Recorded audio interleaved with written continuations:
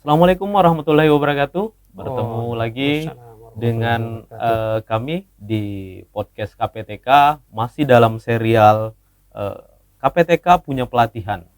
Ya, seperti biasanya di serial KPTK punya pelatihan ini, KPTKers akan diberikan informasi terkait pelatihan-pelatihan apa saja sih sebenarnya yang akan dilakukan oleh KPTK di tahun 2023 ini. Ya, salah satunya terkait dengan pakan. Ya, salah satu pelatihan ini terkait dengan pakan, teman-teman.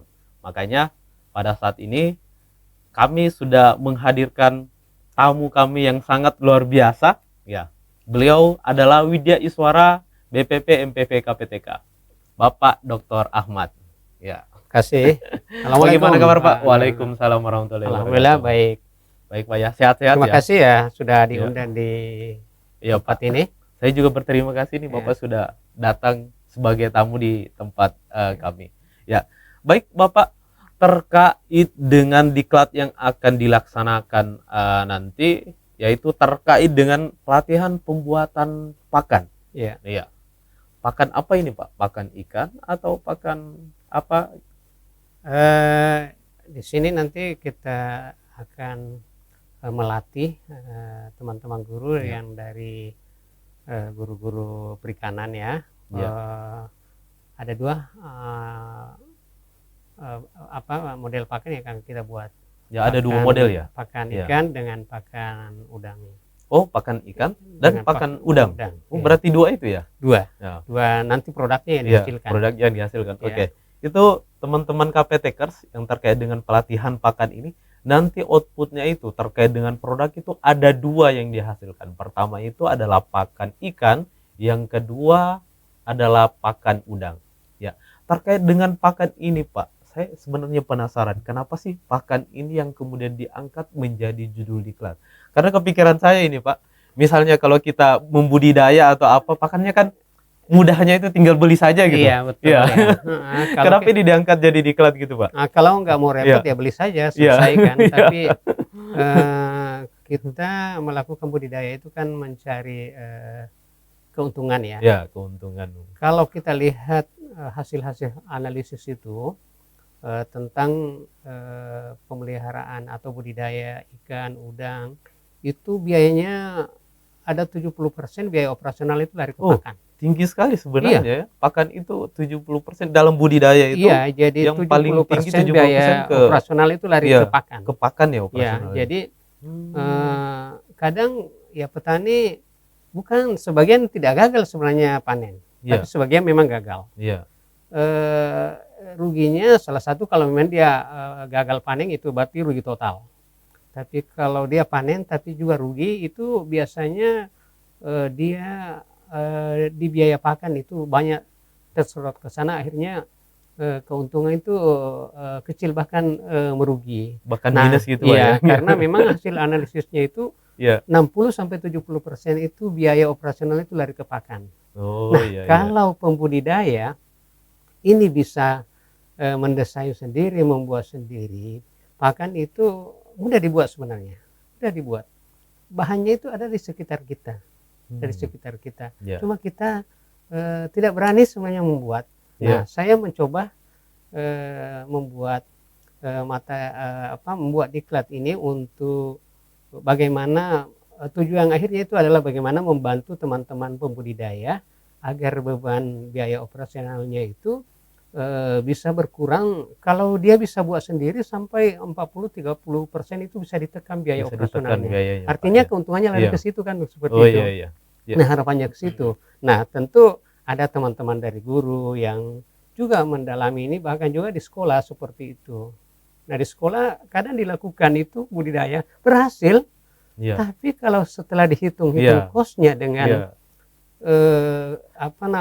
keuntungan yang diperoleh itu malah jadi minus itu. Akhirnya ya targetnya hanya proses pembelajaran selesai. Padahal harapannya bukan di situ. Bagaimana proses pembelajaran kita capai, tapi juga memberi satu keuntungan. Ada benefit tersendiri gitu Pak ya. Seperti itu harapannya ke depan.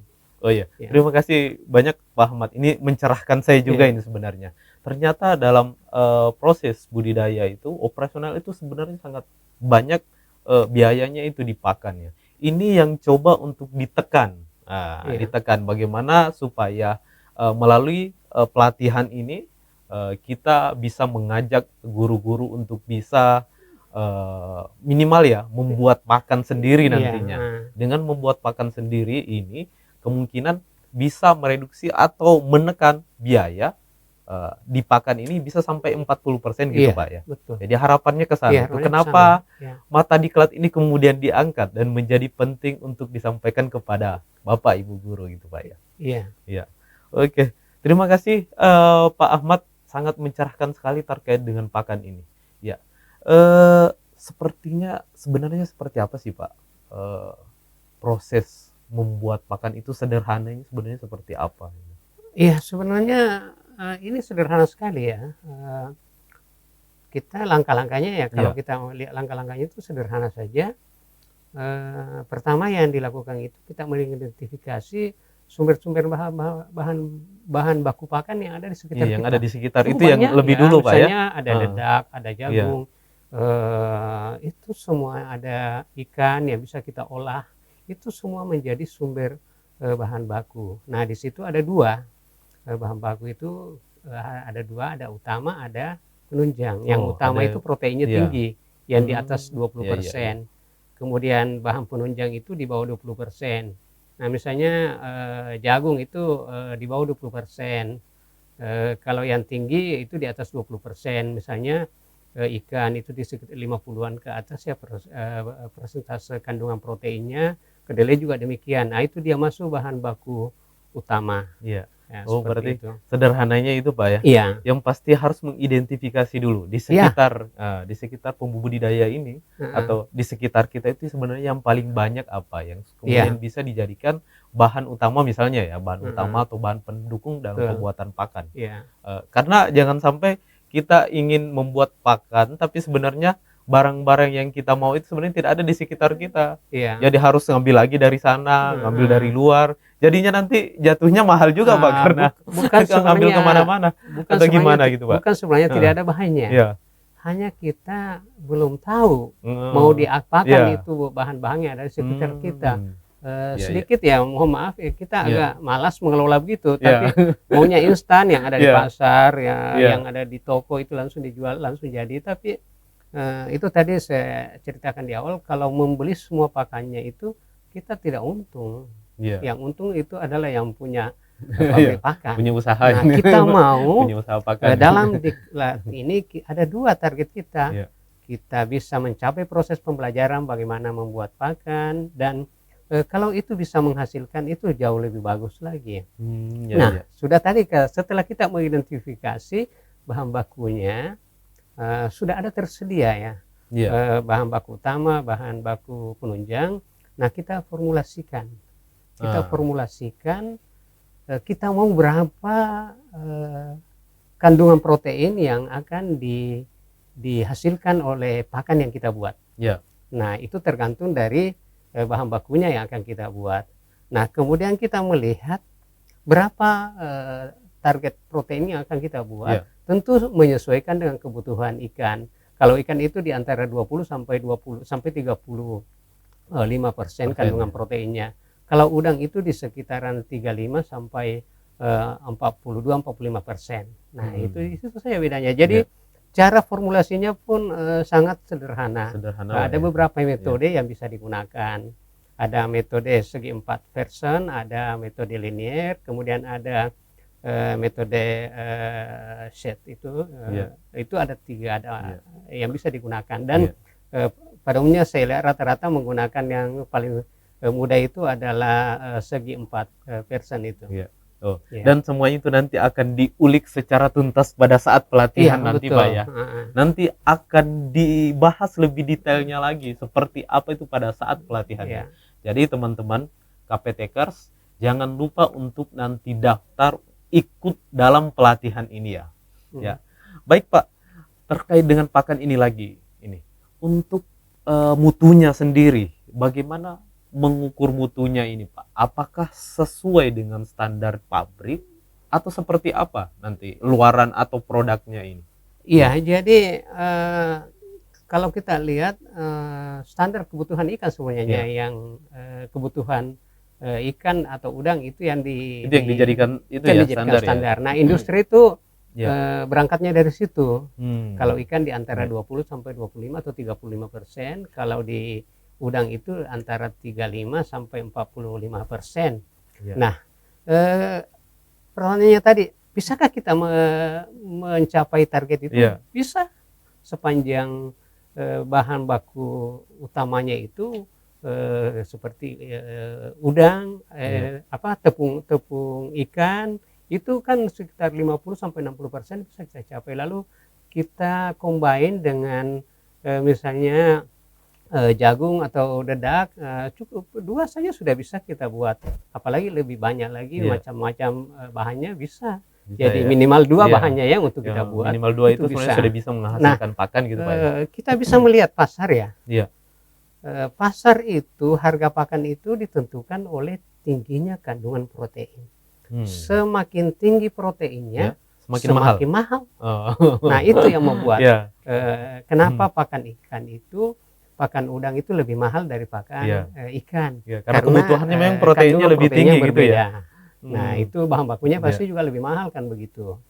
Nah, Iya. seperti itu. Jadi kita saya yakin kita bisa membuat, kalau standar industri 25 untuk ikan, kita bisa buat seperti itu, bisa Iya. jual lebih. Kalau standar industri untuk pakan udang itu 36 ke atas sampai 45, ya kita bisa ikuti. Jadi produk kita itu sebenarnya kalau kita mampu mempromosikan ke petani atau ke pembudidaya, kita tidak tertinggal. Nah, karena Iya. itu harapannya teman-teman ini, kalau teman-teman guru nanti yang ikut diklat Iya. itu tidak sekedar memproduksi pakan, sekedar selesai proses pembelajarannya selesai, tapi itu bisa berkesinambungan dan bisa menjadi kewirausahaan di sekolah. Kalau dilakukan di Bisa sekolah, lanjut, Pak, ya, ataupun itu. dia mau Iya. lakukan secara personal di luar sekolah, itu boleh. Jadi ini ada ruang untuk kita memproduksi dan bisa laku di pasar. Iya. Karena kita yakinkan pasar, yakinkan petani bahwa produk pakan ini tidak jauh beda atau bahkan sama atau bahkan bisa lebih daripada produk Yang yang tersedia di dihasilkan pasar oleh gitu ya? industri. Iya. Boleh. Jadi sederhana saja itu Oke. sebenarnya.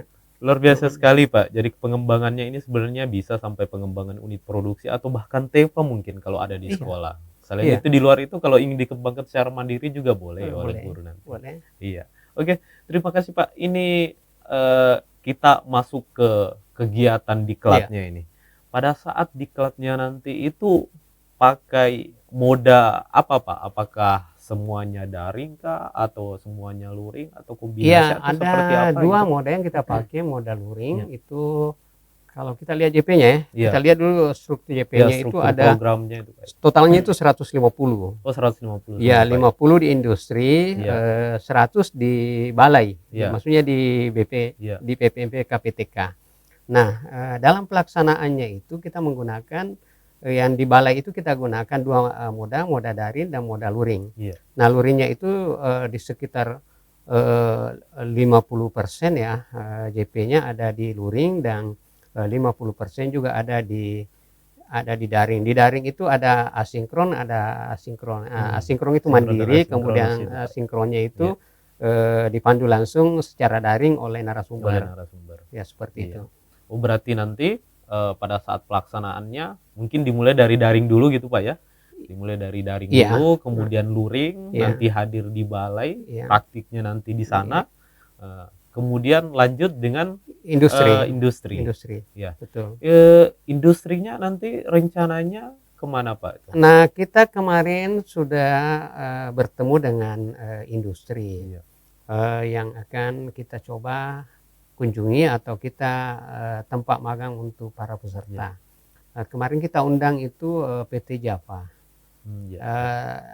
Cuma sedikit ada kendala dari segi jarak ya. Kalau Java itu Ya, kan lumayan jauh gitu Pak ya. yang ada di Ah. Makassar itu hanya untuk Perwakilan saja atau bukan gimana? peternakan. Oh, peternakan. Ya, Iya. tidak belum ada untuk perikanan. Nah, adanya itu Iya. di di Jember atau di Banyuwangi kalau saya tidak salah. Oh. Dan orangnya kemarin datang Iya. dan kemarin sudah mempresentasikan tentang profil industrinya dan Iya. itu menarik untuk Diajak kita kerjasama diajak gitu Pak ya, kerjasama. untuk pemagangan guru. Cuma sedikit kemarin itu belum ada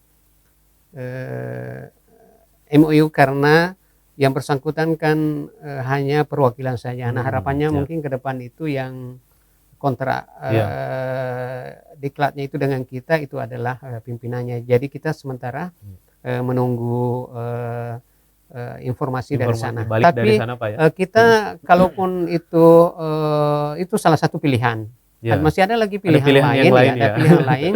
Sementara kita jejaki apa namanya pembuatan pakan mandiri yang ada di masyarakat yang juga sudah mulai maju ya, dan itu banyak, ada beberapa tempat, dan sementara kita melihat-lihat ya mana yang paling sesuai kira-kira dengan kita. Jadi dua pilihannya, lari ke industri atau ke dunia usaha yang gitu ada ya? di masyarakat gitu ya. Boleh, dan itu hasilnya sama saja bagi saya, sama karena prinsip pembuatannya adalah sama. sama. Nah, hasilnya juga ya tergantung target formulasi pakan yang kita buat, itu saja.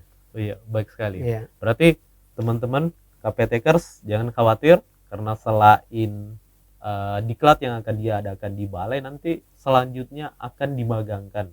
Jadi teman-teman yang lulus dan ikut pelatihan nanti akan ikut magang di industri yang relevan. Mudah-mudahan setelah ini nanti penjajakannya dengan industri sudah klop ya Pak ya. Jadi teman-teman bisa nanti tahu, oh saya nanti persiapannya untuk magang di daerah ini atau ke perusahaan ini, supaya ada bayangan ke depannya. Ya, baik sekali Pak. Terkait dengan materi-materinya ini, sebenarnya materi apa saja nanti yang akan diberikan pada pelatihan pembuatan pakan ini? Ya, jadi materinya itu satu, mengidentifikasi sumber-sumber bahan baku pakan. Kemudian bagaimana cara memilih bahan baku. Satu, untuk mewakili bahan utama, kemudian bahan baku tambahan. Yang utama itu proteinnya lebih dari 20, seperti tadi dijelaskan di awal, 20%, yang penunjang itu kurang dari 20%. Lalu selanjutnya menentukan berapa kandungan proteinnya yang kita buat. Itu materinya semua, jadi runtut. Nah, setelah itu setelah menentukan berapa target protein yang akan dicapai, tentu berdasarkan dengan sumber bahan baku utama dan penunjang tadi. Nah, kita mau protein berapa? Mau protein berapa gitu ya, berapa persen yang kita mau buat. Nah, tentu tadi berdasarkan dengan standar industri. Kalau ikan itu antara 20 sampai 25, bahkan bisa 35, tergantung juga jenis kebutuhan ikannya nanti. Demikian juga dengan udang di antara 35 sampai 45%. Nah, seperti itu. Nah, kita formulasikan. Yani materi formulasinya di sini sebenarnya kuncinya. Iya, di formulasinya di formulasi itu sebenarnya di situ saja, dan perhitungannya juga sangat mudah, hanya matematika persamaan linear sudah cukup itu. Dua variabel sudah cukup itu. Itu menggunakan metode Pearson atau metode aljabar, itu bisa digunakan. Nah, setelah itu mereka berlatih. Nah, pertama dilatih dulu yang sederhana. Kita memilih satu bahan baku utama, satu bahan baku penunjang, lalu diformulasi. Formulasi itu artinya kira-kira berapa proporsi bahan baku utama, itu di situ didapat di formulasi. Lalu berapa proporsi bahan baku penunjang. Contoh misalnya kita mau buat 100 gram. Ya, kalau 100 gram ada formulasi untuk bahan utama, ada formulasi bahan baku penunjang. Berapa presentasinya masing-masing. Nah, itu tergantung dari target protein tadi yang mau dicapai. Jadi itu dua. Kemudian ya sedikit lebih ini lagi. Rumit lagi, rumit lagi kita gitu. mencampur lebih dari dua, Ya. katakanlah 4 ya. Iya. Kita pilih 2 bahan baku utama dan 2 bahan baku penunjang biar dia lebih komplit begitu. Jadi variasi bahannya itu boleh beberapa bahan lebih dari 2, boleh 3, 4 dan seterusnya boleh.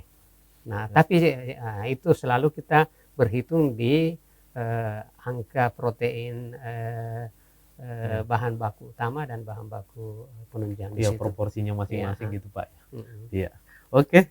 Nanti lebih detailnya lagi ya, penasaran teman-teman, ini penasaran Pak. Iya. Lebih detailnya nanti pada saat ikut pelatihannya ya. Iya. Jadi jangan lupa pantengin terus ini media sosial KPTK. Jangan lupa ketika nanti dibuka pendaftarannya segera teman-teman atau KPTK daftar. Mudah-mudahan nanti dari semua yang daftar itu akan terpilih nantinya Pak. Ya. Ya. Ini lagi Pak, siapa lagi kalau pelatihannya nanti itu dari materi-materi yang diberikan, siapa saja sebenarnya yang terlibat sebagai pengajarnya nanti? Iya, jadi kita sudah memplot narasumber yang akan memberikan materi sebagai fasilitator. Iya. Itu kita ada dari balai. Oh, dari balai ada Pak ya. Iya. Nah, termasuk saya. Iya. Kemudian ada teman-teman yang lain Iya, lagi. teman-teman yang lain. Kemudian Dari balai, kita mengundang lagi expert. Ya, Saya expertnya dari mana itu Pak? salah seorang peneliti itu Iya. dari BRIN. Oh, dari BRIN. Dari BRIN. Luar biasa ini Iya, Pak. itu dari BRIN ada satu orang kita undang dan memang dia pakar di sana. Jadi misalnya produk kita secara jangan diragukan gitu Pak ya. Jangan diragukan Jangan secara diragukan ilmiah, ya. insya Allah akan bagus hasilnya. Saya yakin itu. Oke. Dan itu kita sudah mencoba beberapa kali yang lalu dan ternyata hasil yang dibuat teman-teman sebelum kegiatan ini sudah ada beberapa sudah diuji coba sebelumnya Pak ya produknya dan ya. itu sangat disukai ikan itu. Ya, kalau cirinya produk itu produk pakan itu bagus kalau dibuang ke kolam langsung disambar gitu Pak ya. itu berarti bagus. Oh iya. Itu misalnya ada ciri khas tertentu yang akan kita buat di produk kita di balai yang mungkin agak unik dengan produk lain, artinya berbeda dengan yang lain. Bukan lebih bagus, ada tapi keunikannya, ada keunikan. Insya Allah itu nanti peserta akan dapat itu. Mau tahu uniknya itu seperti apa nanti harus karena ini kesempatan gitu, baik ya untuk teman-teman guru yang ada di SMK Perikanan itu. Ayo kita bergabung di diklat ini. Kesempatan baik untuk kita semua untuk sharing di sini. Oke. Ini Pak, sebenarnya kalau lihat ya dari materi-materi dari kesemuanya pasti banyak yang akan tertarik untuk ikut di pelatihan ini. Tapi ada persyaratan khusus nggak ini Pak? Siapa-siapa yang boleh ikut pelatihan ini? Misalnya ada yang spesifik guru mapel apa gitu dari program keahlian apa atau dan sebagainya seperti apa? Ya kita prioritaskan ya teman-teman guru dari program budidaya, kemudian dari agribisnis perikanan. Itu yang kita utamakan. Itu yang utama ya. Kalau di samping itu mungkin persyaratan-persyaratan yang lain ini nanti akan ditampilkan pada saat pendaftarannya itu sudah dibuka gitu Pak ya. Iya. Yang spesifik lagi mungkin akan ditampilkan di sana. Mungkin nanti bagian teknis itu akan menjelaskan lebih detail itu. Tapi itu yang sasaran utamanya adalah teman-teman guru dari perikanan pokoknya Pak ya. Perikanan utamanya yang dari agribisnis perikanan, kemudian budidaya. Ya ini kita prioritaskan mereka. Rencananya pelaksanaannya ini Pak di rentang bulan berapa? Ya kalau kita lihat schedule ya, kita mungkin berjalan di April, sekitar akhir April ya atau Mei, di sekitaran itu kita berencana. Kenapa? Karena masih sebagian alat yang kita butuhkan itu masih sementara dirakit ya, dibuat karena ini juga ada alatnya khusus dibuat teman-teman yang ada dirakit oleh teman di bengkel itu dan itu dipesan dan itu butuh waktu. Insyaallah alatnya juga akan Jadi bagus. sebelum Dia punya kegiatannya kapasitas itu, sekitar 200 sampai 300 kilo per jam. lumayan besar Iya, berarti itu Pak ya. iya. Berarti memang sudah skala Ya industri ya. memang kita persiapkan kalau ini boleh Iya. menghasilkan, bisa kita gunakan ke masyarakat, kenapa tidak? Atau Iya. paling tidak kebutuhan kita dalam BPMPP Terutama KPTK kebutuhan ini di balai boleh. Pak ya. Iya. Atau kita bisa berbagi Iya. dengan teman-teman Yang di SMK yang ada budidaya Budidayanya perikanan ya? itu boleh, Iya. karena ini penting untuk kita sebarkan pengetahuan ini ya, dan Iya. produk kita ini biar lebih dikenal oleh teman-teman SMK, bahkan masyarakat sekitar yang ada di sekitar SMK kalau boleh juga dia Iya. kenal. Kita usahakan itu. Iya. Iya. Oke, baik sekali, luar biasa bincang-bincang kita kali ini terkait dengan pelatihan pakan ya, khususnya untuk pakan ikan dan udang nantinya ya. Teman-teman KPTKers, saya sampaikan juga informasinya bahwa untuk semua pelatihan yang akan diadakan oleh KPTK itu nanti akan dibuka secara serentak. Teman-teman silahkan menunggu informasinya dan bisa daftar melalui SIM PKB KPTKers masing-masing.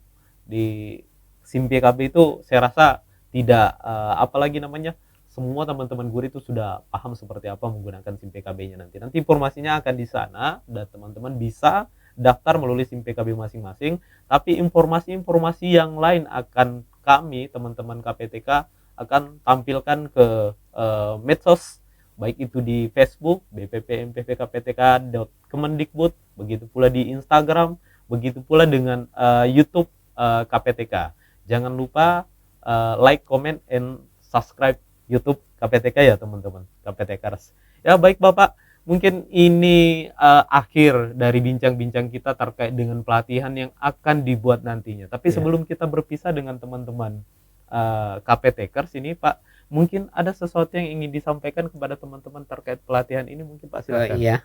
Terima kasih ya sudah diberi kesempatan kurang lebih mungkin 20 sampai 30 menit bincang-bincang dengan rencana program ini. Dan kepada seluruh teman-teman guru, ayo kita bergabung, kita sharing di BPMPP KPTK ini.